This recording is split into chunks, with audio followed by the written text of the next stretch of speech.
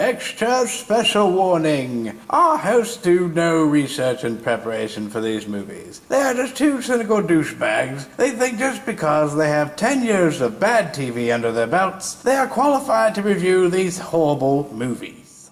Well, YouTube viewers, welcome back. Bird and Gutter here, and we are back with one of the worst movies on Netflix. And this week's movie, we have a John Carpenter, Kurt Russell movie. And I never thought we would ever come to this, where we would have a John Carpenter or Kurt Russell film in our grips. Yes. Of a worst movies. I never thought it would come to this. Well, anyway, let's tell them what it is. It is Escape from L.A. Yeah, and if you right now you're going, well, I'm not shocked on that. Well, this movie starts out kind of alright, It starts off, they explain L.A. is separated from the United States, and they turned it into a goddamn prison. Kind of like they did with New York City in the fucking first one, right? Pretty much. But then Snake Plissken gets arrested somehow, because they don't show it. He just arrives at this fucking... Snake Plissken's not very good at getting away. Fucking Stacy Keach is there. They poison him. They say, you have to get the president's daughter. She's not all crazy Patty Hearst-like and machine guns and whatever. So Snake's like, fine, I'll do it.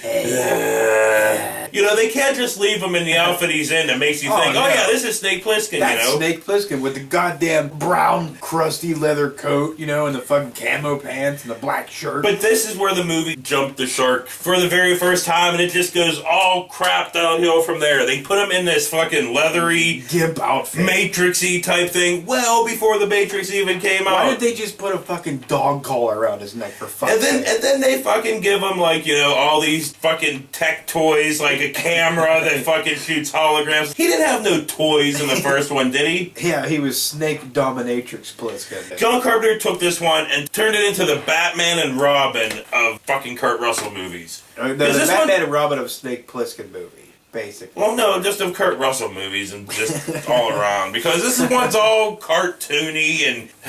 Yeah. This movie has cameos from all kinds of people. You got fucking Steve Buscemi. Fucking Ham motherfucking Greer. Oh, big titty, luscious titties fucking. So, she gets a pass like always. So moving on, it has fucking Bruce Campbell that fucking, with all this fucking makeup. And I like... makeup that makes his chin even fucking bigger. I almost have to give a pass to Steve Buscemi because I kind of like Steve Buscemi. Well, Steve Buscemi's fucking awesome. He's awesome, dude. But, he couldn't pass up the Payday, most likely. Well, probably. I'm not going to call him a douchebag for that. Yeah. If somebody's going to pay me a couple million to show up on set and act like an asshole, I'll do it. You know what really bugs me about this movie, too? You got the first one, right? There's this big gladiator type thing where Snake Plissken's got to fight these dudes and everything else. What do they have in this one? Fucking basketball. He has to shoot basketball. Let me tell you something. When I think of Snake Plissken, I don't think LeBron James. Okay? I wanted to see him going up against some big, giant, 500-pound husky dude, with a big-ass beard and shit, with a fucking bat with spikes in it. That was badass, but he fucking nailed the fucker in the back of the head, and, and everybody was just like, ugh. But no, none of that.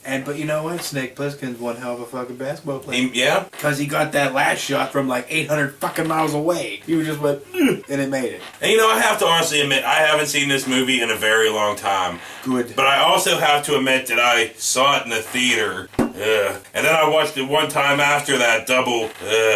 So I could not bring myself to watch it again for you guys. I'm just trying to go off memory. Bird has watched it recently, though. And they did everything they possibly could to rape and ruin this whole thing. With Snake Plissken hand gliding, and everybody else just all of a sudden knew how to hand glide. Snake Plissken knew how to do a lot of things that I guess you don't normally do on a day-to-day when you're a fucking gunfighter, like surfing. Yeah, surfing on a tidal wave. Yeah. And this movie also with Peter Fonda. Yeah, with Peter fucking Fonda. What happened to his career, dude? He pissed that down the drain, didn't he? So blah, blah, fucking blah, right? Fucking Snake Plissken gets the fucking president's fucking daughter. Yeah. He makes it back to where Stacy Keach is, says, cure me of the thing. Ugh. And they were like, it was never in you, Snake. It was all, like, you fucking douchebag. And he all basically blows this big EMP and what, like, just shuts down America? Yeah, we skipped a lot, but who gives a fuck? I really don't give a flying fuck.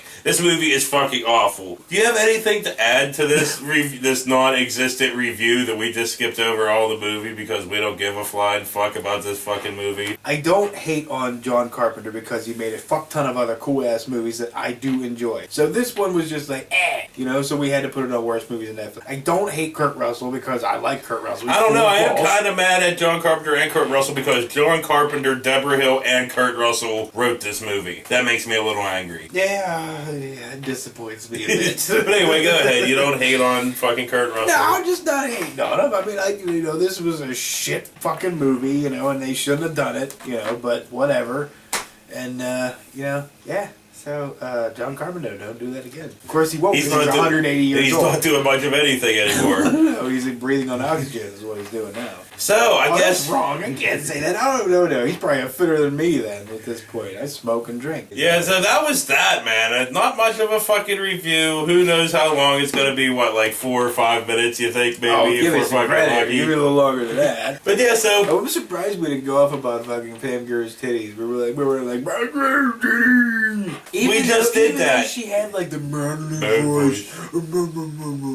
I didn't throw me off. I was still like, I would still motorboat that shit. You know? Yeah. I mean, I don't know if I found out if she was a dude first. I might be a little hesitant, but I'd still die. I might. You know. You would suck her cock, but you... I'd go off on them titties a little bit. And on that note, for Bird Gunner, this has been one of the worst movies on Netflix. Fucking Kurt Russell. Worst review. Kurt Russell fisted ever. himself. In this movie, Kurt Russell literally bent himself over and fucked himself in the ass. And then he did a couple other films and then he fell off the face of the earth. Yep. What the fuck? Somebody dig this dude out of Goldie Hawn's puss. I want to know what he's been up to. I want to know what he's looked like.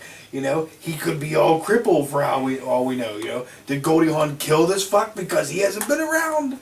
He was probably sitting there like, damn it, I was a good actor once. Just think Batman and Robin starring Kurt Russell and Steve Buscemi. Yeah, if we... That'd be the worst Batman ever. Worst Batman ever. I mean, Steve Buscemi, I'd be curious to see how he'd pull off the whole Robin deal, you know? Come on, Snake, we gotta go and fight He'd be like the undead Robin. Look at him. He looks like the Walking Dead now anyway, so fuck, dude. He'd be the undead Robin. I know, but he's fucking awesome. And he got his head blown off in Sopranos. Aha! Spoiler.